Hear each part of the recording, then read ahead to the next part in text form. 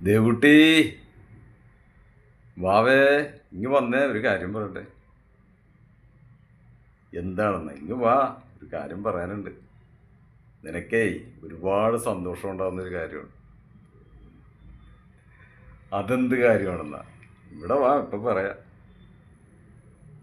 അതേ, അപ്പുറത്തെ വീട്ടിലെ ആ ഗോപാലൻ ചേട്ടൻ്റെ മകളില്ലേ, ആ രമണിയുടെ മകൻ്റെ കൂടെ ഒളിച്ചോടി പേടി.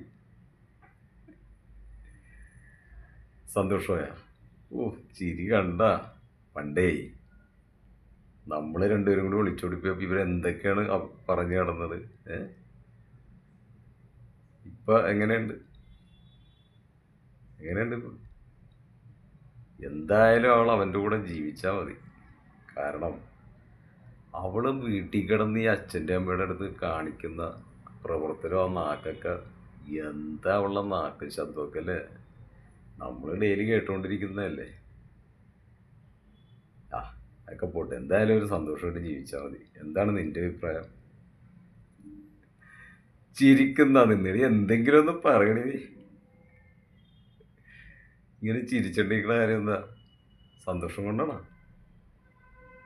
വാവേ, അതൊക്കെ പോട്ടെ, അവർ സന്തോഷമായിട്ട് ജീവിക്കട്ടെ. നമ്മുടെ കാര്യം വിട്ടേക്ക്, അതൊക്കെ നീ മനസ്സിൽ നിന്ന് കളാ.